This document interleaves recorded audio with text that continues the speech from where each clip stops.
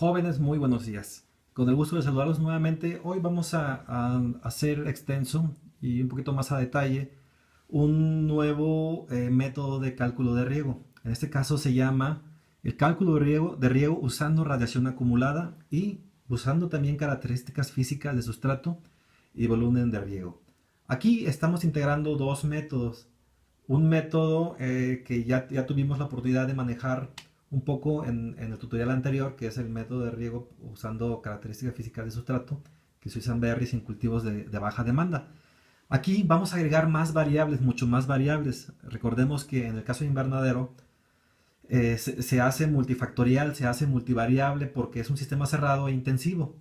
Entonces factores como temperatura, como drenaje, como evapotranspiración, conductividad eléctrica, ventilación, influyen demasiado en la demanda de agua que tiene un cultivo.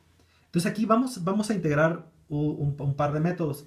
Entonces vamos a empezar con la primera parte. En la primera parte vamos a agregar la radiación acumulada por día.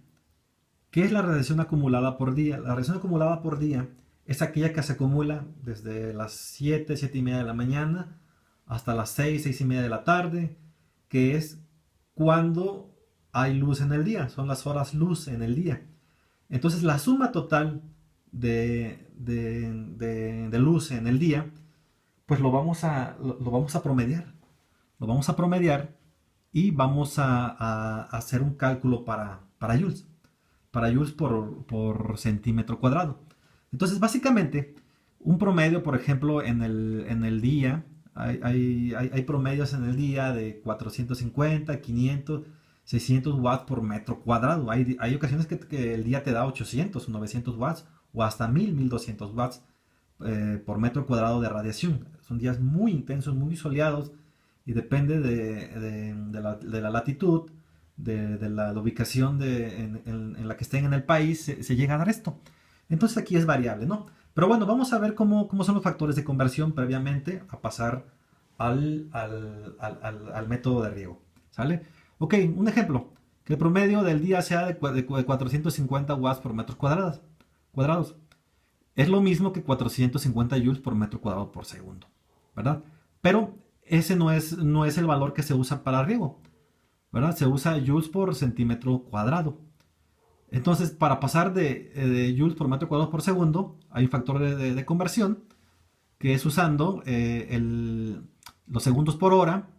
Nos da un total en el caso de 450 watts, nos da 1.620.000 joules por metro cuadrado, ¿verdad? Entre 10.000 centímetros que tiene un metro cuadrado, pues nos da que hay 162 joules por centímetro cuadrado. Pero bueno, aquí para este ejemplo vamos a manejar una de 400 watts por metro cuadrado, ¿verdad? Entonces nos da 144 joules por centímetro cuadrado. 144 joules por centímetro cuadrado. Como nosotros aquí ya, a partir de aquí donde dice radiación media, los joules que obtuvimos en 12 horas en promedio, ahora la vamos a usar para calcular las horas de un día de radiación. Por ejemplo, si estamos en primavera verano, usamos 12 horas de radiación. 144 joules por centímetro cuadrado. Por 12 horas tenemos un total de 1728 joules por centímetro cuadrado, jóvenes. Aquí es en donde ya empezamos a usar realmente nuestros valores de radiación. A diferencia de la radiación de riego por radiación directa, en donde un aparato te mide la radiación y ya tienes un determinado volumen de radiación acumulado, inmediatamente ordena al instante que se haga un riego. Aquí se tiene que usar un factor de conversión, a diferencia de donde por cada minuto, cada 10 minutos, cada 30 minutos está haciendo el recálculo en tiempo real el software y pues nos va haciendo un riego automático, ¿verdad? En los invernaderos. Aquí no. Aquí en este caso que estamos nosotros haciendo, vamos a usar un factor de conversión. ¿Qué nos dice de factor de conversión? Que en invierno se tiene que agregar 2.2 veces esta cantidad de radiación acumulada. Y en primavera se tiene que agregar 3.6 veces. Es decir, 3.6 por 1728, tenemos en total 6.220 mililitros por metro cuadrado. Aquí estamos usando un ejemplo práctico, esto no es real. Entonces, por ejemplo, en el caso de invierno, pues aquí tiene que ser sobre 800, 600 joules, y aquí es valor pues mucho menos, ¿no? O sea, realmente este es un ejemplo. Cuando ustedes vayan a calcular su riego para determinada estación, pues nada más háganle caso a si están en primavera, pues hagan en primavera, y en invierno, pues hagan lo de invierno, ¿verdad? Entonces, ¿qué otra cosa necesitamos? Necesitamos saber qué número de plantas hay por metro cuadrado. Aquí en este caso estoy poniendo dos. Hay invernaderos que tienen 3, 3.5, 2.5, 2.8. Es variable. Entonces se divide entre el número de plantas y el total tenemos los mililitros por planta que requiere cada cultivo para producir. Y esto inmediatamente lo mandamos a la hilera 21 y 22 de la hoja de cálculo que tenemos en la parte inferior. Entonces esta hoja va a requerir llenarse con nuevos datos, jóvenes. Aquí en este caso pues es variable porque el cálculo lo estamos haciendo para verano, son radiaciones para verano. Esta cantidad de radiación solo se da en verano. Aquí lo estamos agregando y pues inmediatamente, en caso de perlita, ya nos da el volumen de riego. Pero ¿qué otros datos requiere esta manera de calcular el riego? La radiación acumulada, el volumen por planta, ya la calculamos en la parte de arriba, ya la usamos, pero también requerimos lo que en la otra hoja de cálculo se necesitó, que fue pues la densidad aparente de sustrato, de perlita, el de fibra de coco. Aquí ya les estoy ahorrando el trabajo, jóvenes, porque obviamente por este asunto de la contingencia necesitamos ser un poquito más metódicos, más prácticos, ahorrar un poquito de tiempo para ser más contundentes en la información. También se nos pide la capacidad de aeración, el agua fácilmente disponible, el agua de reserva. Esta es información que ustedes tienen que buscar de cada sustrato. Si no lo trae la ficha técnica del fabricante, ustedes lo tienen que calcular, jóvenes, para tesontle, para fibra de coco, para lana de roca, para perlita. ¿Qué tiene esta hoja de cálculo? Me di la tarea de meterle fórmulas. Aquí no está la fórmula. O sea, esta es la fórmula básica, ¿no? De cómo se obtiene este valor, ¿verdad? Es sumando esta hilera más esta hilera, pues nos da esta cantidad. Entonces, pero hay datos que ustedes tienen que incorporar. Por ejemplo, el volumen del contenedor. Bueno, esto ya lo sabíamos del ejercicio anterior, que era 40, ¿verdad? También qué dato nos pide, pues plantas o tallos por contenedor, ¿verdad? En un slab, en un bolis. ¿Cuántas plantas caben en un bolis? Estos datos, jóvenes, en estos recuadros, ustedes lo tienen que incorporar. Ese es el trabajo del técnico, porque en cada unidad de producción, en cada área asignada, área de cargo, ustedes tienen la información a la mano y la más verídica. Aquí estamos haciendo un simple ejemplo. Aquí en Perlita manejamos dos plantas. Aquí manejamos dos densidad de planta por metro cuadrado. Estamos manejando 2 y aquí estamos manejando 2.8. Entonces esta información va a salir variable según los datos que incorporemos, pero aquí nos está pidiendo en estos recuadros azules la información que se requiere. Los cuadros guindas ya son los cálculos que nos está arrojando haciendo esta fórmula, ¿verdad? Por ejemplo, agua totalmente disponible, mililitros por contenedor, pues ya nos está diciendo cuánto es, ¿no? Agua totalmente disponible, mililitros por planta, también ya nos los calcula. ¿Qué otra cosa nos pide? Por ejemplo, el volumen de reposición al 5%. Hay algunos que lo piden al 10%. Aquí yo le pongo al 5%, pero hay en otros casos que te lo van a pedir al 10%. Inmediatamente hay un cambio. Pero lo vamos a seguir manejando a 5%. Te pide también el drenaje que tienes en ese instante. Inmediatamente hay un cambio. Aquí hay un pequeño error. Aquí hay un pequeño error. Inmediatamente lo está realizando. No hay que mover aquí nada para que no nos falle la hoja. ¿Qué otros valores nos pide? Porque recordemos que en invernadero, nuevamente, como es intensivo, es multifactorial, es multivariable. Hay muchas variables que meter. ¿Qué otro nos pide? Los goteros por contenedor. Aquí nos dice que hay 6 porque hay 6 plantas, ¿no? El gasto, pues dice que son 3. Y si tú, bueno, y si el gasto de la cintilla es de 2, pues hay un cambio. Pero vamos a seguir manejando 3 para seguir uniformizando la información. Aquí ustedes van a ir alimentando los datos. Aquí hay muchos más datos que se van requiriendo. Por ejemplo, la demanda hídrica en invierno y la demanda hídrica en primavera. Esto que nosotros ya calculamos con la radiación, jóvenes. Para eso nos sirve la radiación acumulada. Nuevamente, hay diferencias en el método de radiación directa, en donde los sistemas automatizados de evapotranspiración, de conductividad eléctrica, que van conectados a un software, reúnen la información e inmediatamente la computadora toma decisiones.